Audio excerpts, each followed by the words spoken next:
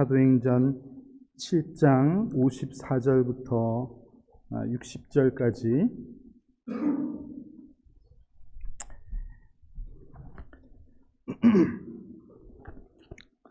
사도행전 7장 54절부터 60절까지인데요. 제가 한 절 읽고 여러분 한 절 읽으시고 이렇게 교독해서 읽겠습니다. 그들이 이 말을 듣고 마음에 찔려 그를 향하여 이를 갈거늘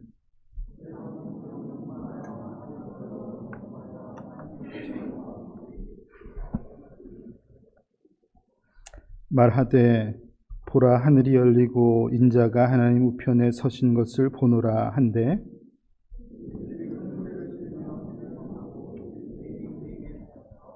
성 밖으로 내치고 돌로 칠세 증인들이 옷을 벗어 사울이라 하는 청년의 발 앞에 두니라.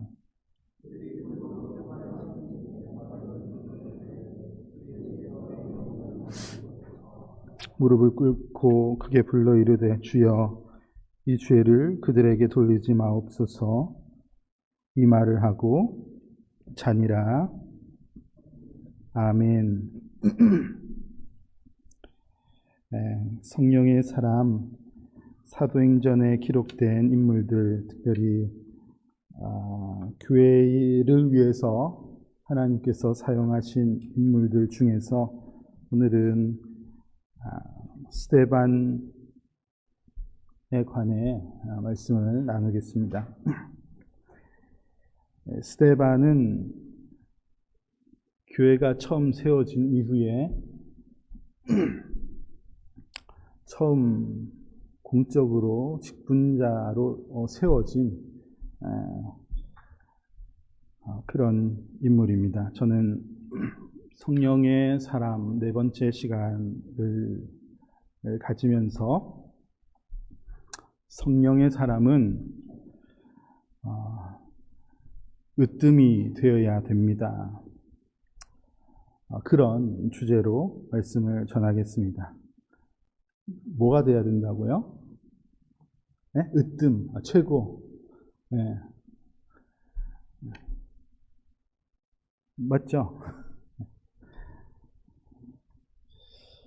우리 에덴스 한인 장로교회 성도님들 모두가 우리 성령님의 다스림 안에 머무셔서 무엇보다도 하나님께서 보시기에 최고다 이렇게 칭찬받는 그런 성도님들이 다 되시기를 바랍니다. 이 사도행전 6장과 7장에 스데반에 관한 이야기가 기록되어 있습니다. 저는 네 가지 정도의 부분에서 우리가 이 스데반 집사를 좀 닮아야 되겠다 그렇게 생각이 됩니다. 그 성경에는 많은 인물들이 있는데 인물들이 다 하나님께서 주신 그런 어떤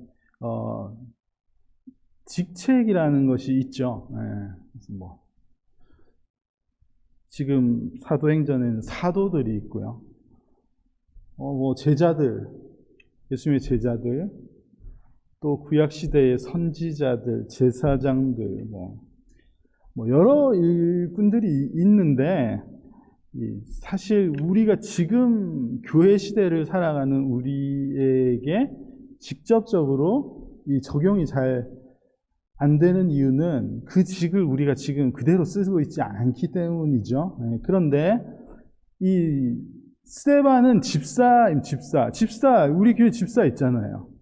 교회가 세워진 이후에 이 사용되고 지금도 쓰고 있는 이 교회의 직분자가 스데반이기 때문에 이 어떤 성경에 나오는 모델을 담는다는 의미에서 저는 이 스데반 집사를 담는 것은 굉장히 효과적이고 우리에게 유익한 부분이 많을 것이라고 생각합니다. 그러니까 이분이 집사란 말이에요, 집사. 우리 교회에도 매년 임명한 집사가 있고 또 안수받아 임명받은 집사들 있고 지금 보면 뭐 반 이상 아닙니까? 그러니까 이 스데반도 똑같은 직을 가진 인물이라는 것을 여러분 유념하시고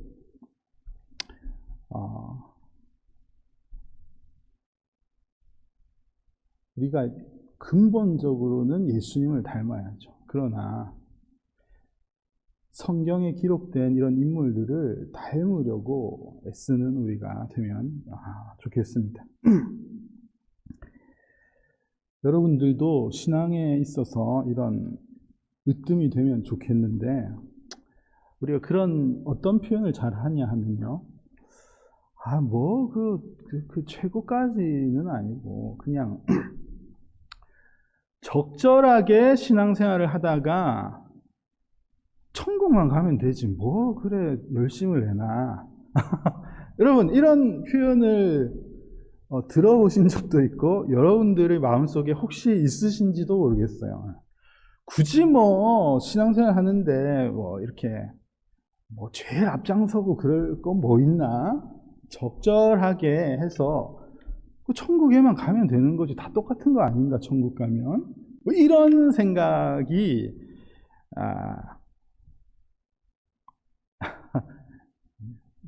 있으시죠? 네. 이건 잘못된 생각입니다. 잘못된 생각. 자, 왜 잘못된 생각인지 제가 설명을 드릴게요. 우리는 신앙생활을 하면서 살아가는데요. 우리는 신앙생활을 하면서 쭉 살아가는데 우리가 사는 것은 성화의 단계를 걸어가는 과정이에요. 무슨 알겠죠? 우리가 언제까지 성화가 완성되냐면은 하나님 앞에 서는 날까지 완성이 될 것입니다. 예.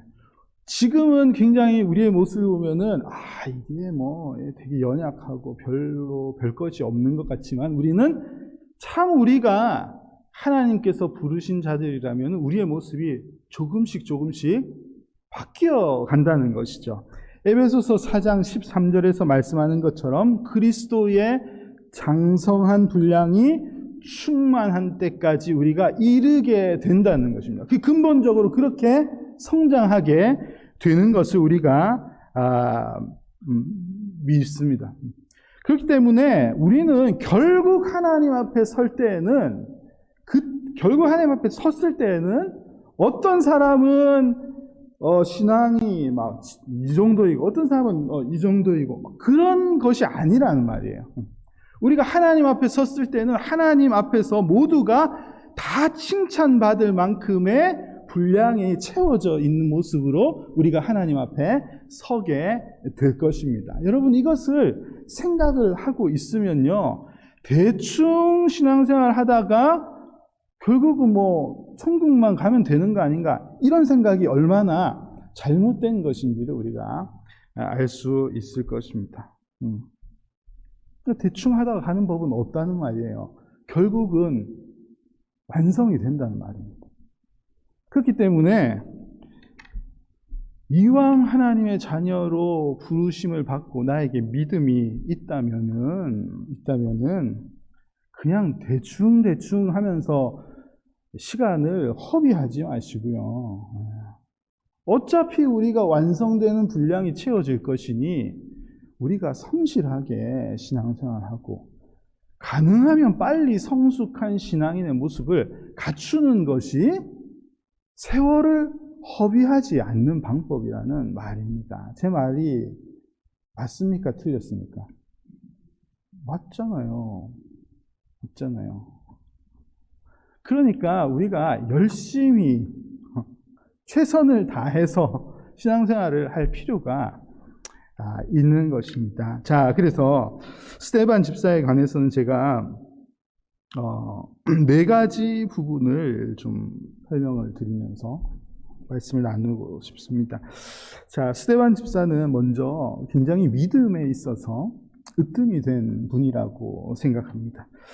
예루살렘 교회의 집사를 선택할 때요, 7 집사를 뽑아야지 됐었는데 그 기준이 사도행전 6장 3절을 보면은 너희 가운데서 성령과 지혜가 충만하여 칭찬받는 사람 7을 뽑아라. 그렇게 했습니다. 집사직을 잘 수행하기 위해서 어떤 부분을 보아라고 했냐면 성령과 지혜가 충만해서, 그래서 사람들이 칭찬하는 사람이 집사가 되어야지 된다. 그렇게 사도들의 가르침을 따라서 직분자를 뽑았죠. 뽑아서 7명을 뽑았는데 7명의 명단이 5절에 기록이 되어 있습니다. 그 중에 이름이 7명이 다 기록이 되어 있습니다. 그런데 그 중에 제일 앞에 써 있는 이름이 누구죠? 스데반이에요. 스데반. 목사님, 순서가 뭐 중요합니까? 중요합니다. 중요해요. 성경의 이름을 이렇게 나열할 때 그냥 괜히 이름을 나열한 게 아니에요. 이 순서가 아주 중요하다고 믿습니다. 스데반 집사 이름이 제일 먼저 나와 있다는 것은 은혜와 진리, 지혜가 풍성한 사람들 중에 사람들이 보기에 제1순위로 뽑은 사람이 스데반이었다고 우리는 이해하고 받아들여야지 됩니다. 모르겠어요. 투표를 했을 거니까 표를 가장 많이 받은 사람이 스데반이었을지 모르겠어요. 그만큼 교회가 가장 인정한 인물이 스데반이라는 분이었구나 하는 것을 알아야지 됩니다. 여러분, 저는요, 여러분들이 우리 교회에 신앙생활 하시는 분들 모두가 이 교회로부터 두루두루 성도들 간에 믿음을 인정받는, 그래서 칭찬받는 그런 성도님들이 다 되시면 좋겠습니다. 가끔씩 믿음이 굉장히 좋은 좋은 흉내를 내는데 사람들은 전혀 인정하지 않는 분들 있어요. 혼자 성령 충만한 행동은 다 하는데 사람들은 별로 그렇게 인정하지 않는 분들 계십니다. 누구라고 말을 할 필요가 없는 게 우리 교회를 얘기하는 게 아니고 그런 경우들이 많이 있더라고요. 여러분, 우리가 조금 전에도 사도신경을 고백을 했는데요. 사도신경을 고백했는데 그 사도신경을 성부 하나님, 성자 하나님, 성령 하나님의 고백을 할 때 밑에 이제 성령을 고백할 때 보면은 나는 성령을 믿으며 거룩한 공교회와 이렇게 우리가 고백하죠. 네. 이 고백의 내용, 내가 뭘 믿는다고 고백하는 거냐 하면은 나는 성령님이 살아계신 것을 믿고 그 살아계신 성령님이 교회를 다스리신다. 네. 이것을 내가 믿습니다. 이걸 고백하는 내용입니다. 그 부분이.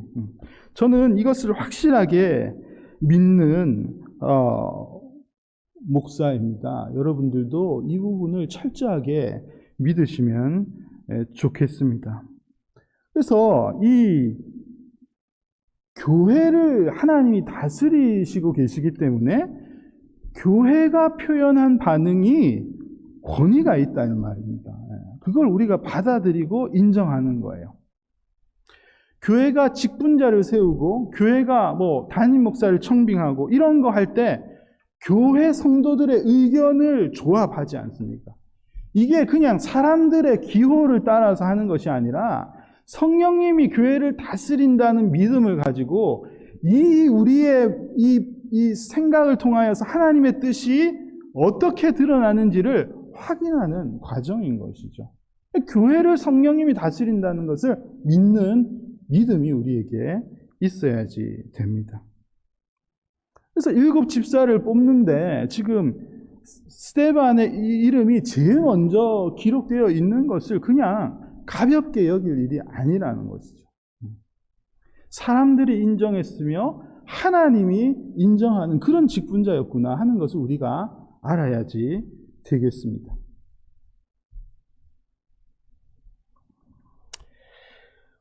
올 가을에 우리 교회도 부족한 집사직을 좀 더 세우려는 그렇게 계획을 이미 가지고 있는데요. 저는 그런 의미에서 우리 교회 성도님들도 이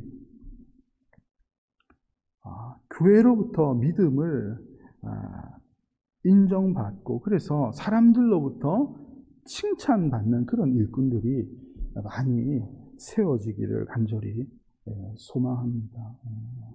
직분자를 세우려고 하는데 어떤 교회는 아무리 투표를 해도 안 세워지는 교회가 있습니다.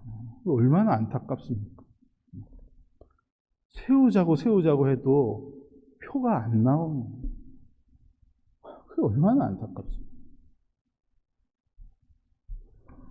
저는 하나님께서 인정하는 모습과 사람이 인정하는 것이 교회 안에서는 연결되어 있다고 분명하게 믿습니다. 나는 사람으로부터 인정받는 데는 별 관심 없고 하나님에게만 인정받으면 된다.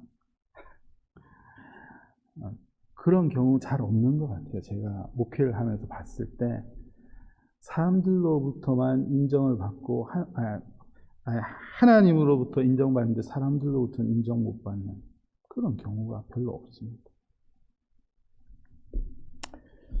스데반 집사처럼 교회로부터 칭찬받고 주변으로부터 인정받는 그런 믿음을 가지는 우리 성도님들이 다 되시기를 간절히 소망합니다. 두 번째로 스데반 집사가 으뜸이 된 부분이 또 있는데요. 얼굴에 으뜸이 되었습니다. 저 목사가 지금 무슨 소리를 하는가 이런 생각이 좀 드시죠? 지금 외모에 대해서 얘기를 하는 건가?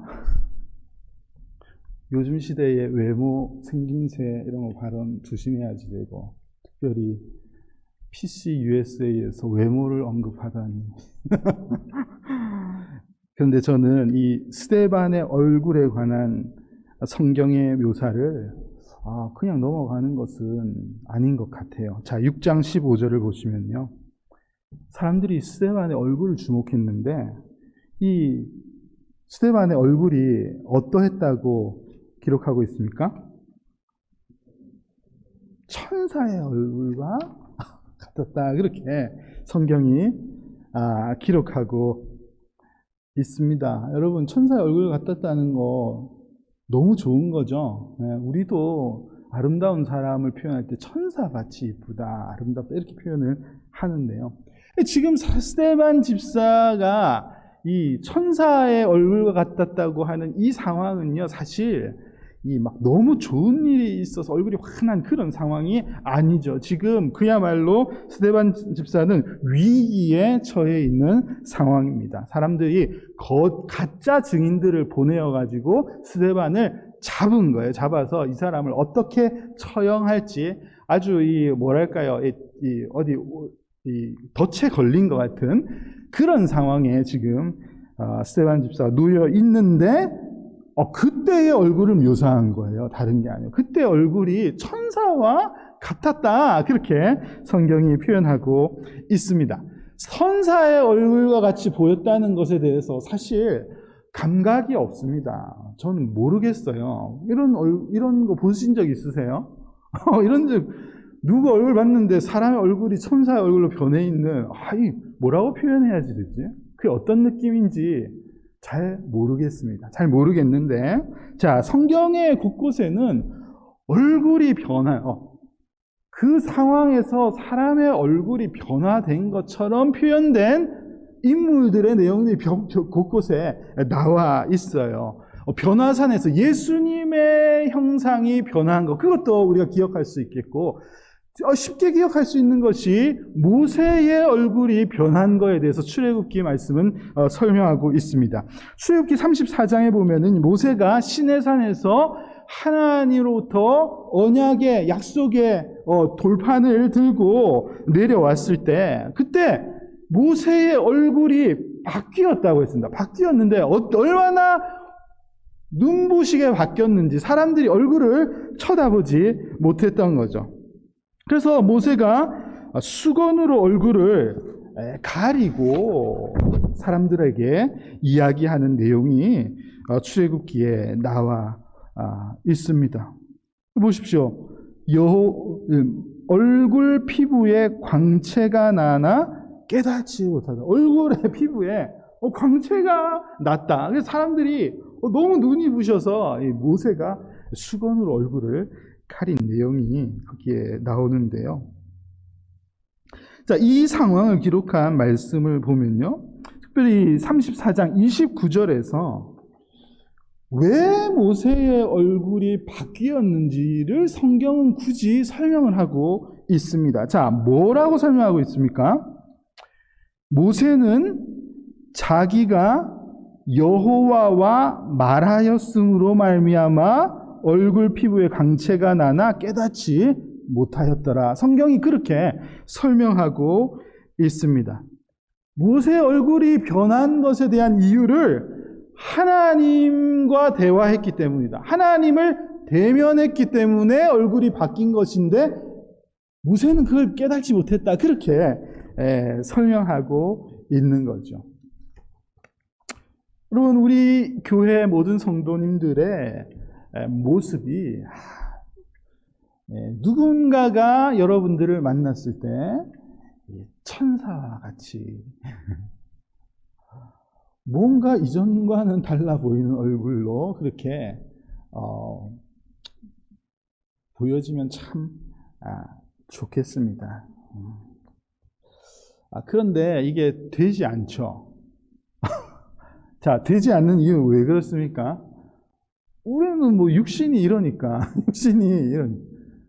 우리는 근본적으로 이 죄에 오염된 몸을 가지고 태어났고 세상이 이미 오염되어 있기 때문에 우리는 병들고 늙어가고 아무리 자외선 차단해도 아예 막 생기고 이게 너무 자연스러운 현상입니다.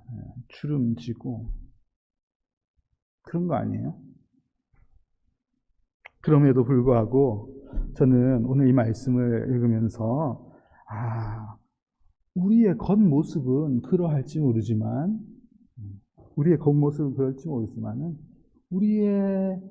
우리의 삶을 대할 때 어떤 이들에게 우리의 모습이 천사와 같이 드러날 수 있는 것이구나.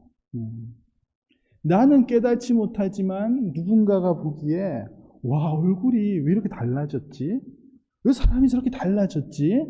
이렇게 보일 수 있는 것이구나 하는 확신을 가집니다. 여러분, 어떨 때 가능하죠? 우리가 하나님을 대면할 때, 하나님과 소통하는 삶을 살 때, 하나님의 얼굴을 구하고 하나님께서 그 은혜의 얼굴을 우리에게 비추어 주실 때, 날마다 그런 공급이 일어날 때 우리의 삶이 실상은 사망의 골짜기를 걷고 있지만 이 다크서클이 내려오는 것이 아니라 사람이 이렇게 근심과 걱정이 없지, 왜 이렇게 밝아졌지, 얼마든지 우리의 얼굴이 변할 수 있을 것이라고 믿습니다. 여러분, 오늘도 우리가 하나님을 대면하기 때문에 내 모습이 변화되는 그런 은혜의 삶을 누리시기를 바랍니다. 세 번째, 스데반 집사에 대해서 이야기할 것은 이분이 하나님 나라에 대해서 으뜸이 된 분이다. 저는 그렇게 표현하고 싶은데요. 사도행전 7장을 보면은 그 소제목을 여러분 보시면 성경에 스데반이 설교하다 그렇게 기록되어 있습니다. 스데반이 설교한 내용이 7장에 나와 있는데요. 기가 막힌 설교문이에요. 이거는 기가 막힌. 이 그리스도를 부정하는 유대인들이 꼼짝할 수 없도록 만드는 그래서 오늘 읽은 본문 보니까 이 사람들이 이를 갈았다 그랬거든요. 와, 반박을 못 하는 거예요. 자, 스데반 집사의 증거의 내용은요, 아브라함의 조상부터 시작합니다. 유대인들이 우리의 믿음의 조상, 우리의 확실한 조상, 가장 위대하게 생각하는 아브라함으로 시작하는데요. 이 성막시대에 대해서 설명하고 성전시대, 솔로몬이 세운 성전시대로 이렇게 건너 내려옵니다. 이 유대인들이 가장 소중하게 여기는 것이죠. 이 유대인들은 이미 이 성전 중심의 신앙생활을 하고 있는 거예요. 그러니까 이 성전이 우상이 되어 있습니다. 지금도 그렇죠. 성전 가까이 가야 되고 성전에 손을 짚어야 되고 그 앞에서 뭘 해야지 용서를 받는 것 같은 이런 착각에 빠져 있는 거예요. 그래서 이 스데반 집사는 그것에 대해서 설명을 하면서 하나님은 그런 건물에 갇혀 계신 분이 아니시고 참 성전이 되신 예수 그리스도께서 세상에 오셨음을 분명하게 선포하는 그 설교를 여기에서 하고 있는 것이고, 그 성전으로 오신 그리스도를 너희들이 십자가에 못 박아 죽인 것 아니냐, 이렇게 질문하는 이 설교를 이 스데반 집사가 한 거예요. 여러분, 집사를 뽑을 때 원래 이 초대교회에서 집사 왜 뽑았습니까? 기도와 말씀은 사도들이 맡을 테니까 너희들은 구제하는 일 좀 충분히 맡아줘. 그래서 교회가 효율적으로 돌아갔으면 좋겠어. 그래서 집사를 뽑았어요. 그래서 저는 집사라고 하면은 당연히 짐도 잘 나르고 사회생활 잘하고 사람들하고 관계 좋고 그런 사람, 뭔가 믿음이 기본적으로 있지만은 거기에 익숙한 사람이 아니겠는가. 그것도 물론 있었겠죠. 그런데 이 스데반 집사의 설교를 읽으면서 드는 생각은 이 집사, 초대교회 집사, 특별히 이 스데반에게 있어서는 기본적으로 이 믿음에 대한 증거가 확실한 사람이구나. 이거는 기본적으로 그냥 가는 거구나. 이걸 확실하게 느낄 수가 있습니다. 여러분들은 하나님 나라의 복음에 대해서 설명을 해달라고 하면 얼마나 설명을 하실 수 있으신가요? 저는 우리 교회 성도님들이 이런 부분에 있어서 잘 말할 수 있는 그런 분들이 다 되시면 좋겠습니다. 믿음이 뭔지 말할 수 있는 분들이 되셔야 돼요. 교회가 왜 있어야지 되나 하면 그걸 잘 말할 수 있는 분들이 되어야지 됩니다. 구원이 어떻게 임하느냐 질문하면 설명할 수 있는 여러분들이 되어야지 된다는 거예요. 요즘에 가끔씩 전화가 저한테 오는데요. 모르는 분한테 전화가 와요. 모르는 분인데 그냥 교회를 검색해서 전화를 하는 것 같아요. 왜 우리 교회로 전화 오는지 잘 모르겠지만 전화 와요. 지난주에도 LA에서 누가 전화를 했어요. 아니 어떻게 알고 전화했냐니까 그냥 뒤적거리다가 찾았다나 이러면서 그거 보면 질문을 합니다. 신앙생활에 대해서 궁금한 거를 그 질문하려고 전화한 거예요. 답답하니까. 질문 들어보면요, 아주 깊은 그런 내용은 아니에요. 그냥 누구나 쉽게 설명할 수 있는 내용을 한번 점검하고 싶은 그런 분들. 그래서 그렇게 연락을 하는 것 같더라고요. 이렇게 설명을 하면은 잘 알아듣고 고마워하고 전화를 끊던데요. 제가 그런 전화를 몇 번 받으면서 궁금한 게 두 가지가 생겼어요. 하나는 왜 이분은 자기 교회 목사한테 전화 안 하고 나한테 전화를 했을까? 희한하다. 이게 좀 신기했고요. 또 하나는 우리 교회 성도는 왜 전화 안 하는가? 우리 교회 성도들은 왜 다 아는 척을 하는가? 이게 좀 궁금했습니다. 뭐 가르쳐 준다고 모이라 해도 모이지도 않지, 뭐 하자면 별로 관심도 없지, 다 아는가? 다 알아서 질문이 없나? 이런 저에게 궁금증이 생깁니다.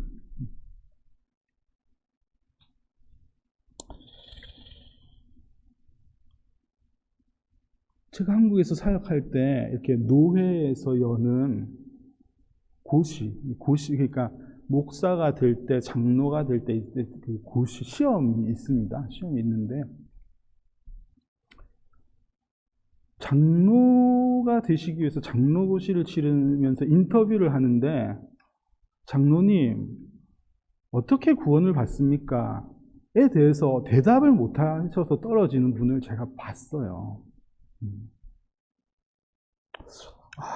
뭐라고 설명해야 되지? 뭐 이러면서 머리를 긁적긁적 하면서 어떻게 직분자가 될 수 있습니까? 그런데 죄송하지만 저는 우리 교회도 별반 다르지 않을 수 있을 것 같아서 제가 말씀드리는 거예요. 수년 동안 신앙생활을 하고 자라오고 매주일 복음에 대해서 말씀, 설교의 내용이 제가 설교를 준비하지만 항상 이거 뭐 똑같은데? 근데 핵심적인 내용은 다 계속 똑같은데? 저는 그런 생각이 들거든요. 늘 내용이 그리스도의 복음에 관한 것 아닙니까? 우리가 십수년 동안 들어오는데도 무엇으로 구원을 받느냐에 대해서 대답을 하지 못하는 이런 상황이 얼마나 부끄러운 일인지 몰라요.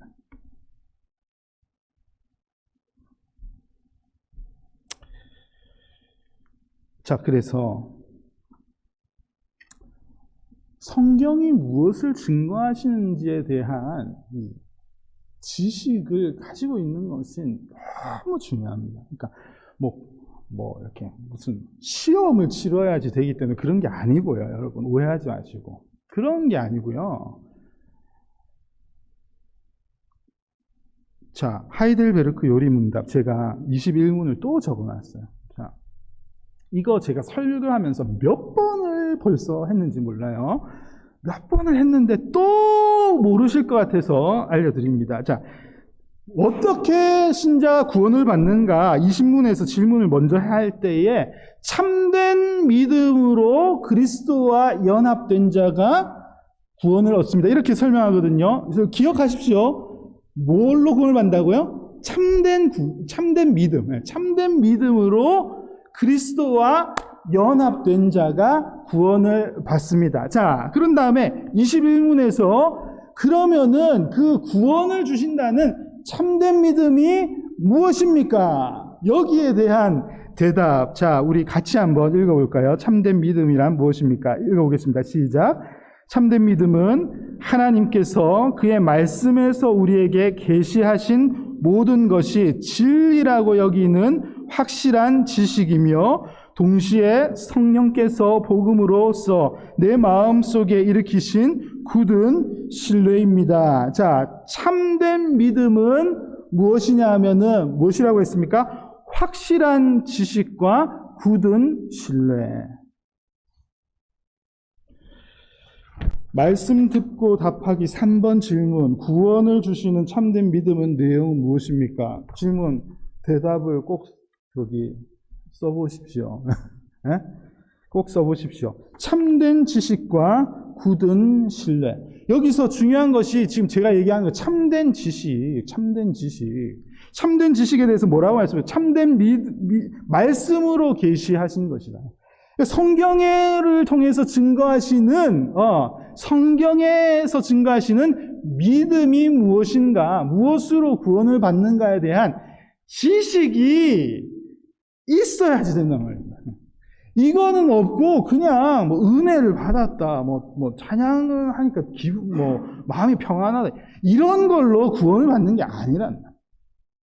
성경이 알려주시는 진리의 지식이 있어야지 되고, 그 다음에 굳은 신뢰라는 것은 그 지식이 믿음으로 자리 잡도록 공급하시는 성령님의 은혜가 더하여질 때, 이게 이제 하나님께서 인정하시는 참된 믿음이다. 이렇게 우리 신앙의 선배들이 정리를 해 두신 거예요. 다르게도 표현할 수 있겠죠. 다르게도. 여러분, 하나님의 말씀의 지식, 하나님의 나라에 관한 지식이 나에게 얼마나 있는가? 여러분, 신앙생활 얼마나 하셨습니까? 한번 세워보십시오. 5년 하셨나요? 5년 한 만큼의 이 복음에 대한 지식이 나에게 존재하고 있는가? 10년 하셨으면, 20년 하셨으면 얼만큼 나에게 복음에 대한 지식이 있는가 잘 살펴보고요. 믿음의 경륜만큼 하나님을 아는 지식이 쌓여가는 그런 여러분들이 다 되시기를 바랍니다.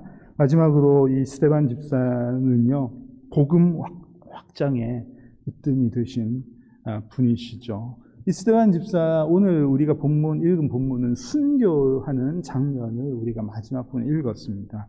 기독교의 최초의 순교자라고 할 수 있습니다. 사도행전 11장 19절 20절 말씀을 보면요, 이렇게 기록되어 있습니다. 그때에 스데반의 일로 일어난 환난으로 말미암아. 여기서 스데반의 일로 일어난 환난이 뭐냐면은 이 지금 순교를 당하는 거예요. 스데반의 순교 때문에 이 많은 복음의 증거자들이 다 흩어지게 됐죠. 이러다가는 나도 죽을 것 같으니까. 여기서는 복음을 전할 수 없고 다 물리적으로 다 흩어지게 되었습니다. 그래서 여기 보면은 여러 지역으로 흩어졌는데 그 중에서 몇몇은 구브로와 그레네 몇 사람이 안디옥에 이르러서 헬라인에게도 말하여 주 예수를 전파한. 이게 그냥 별일이 아닌 게 아니고 이거는 굉장히 중요한 내용이에요.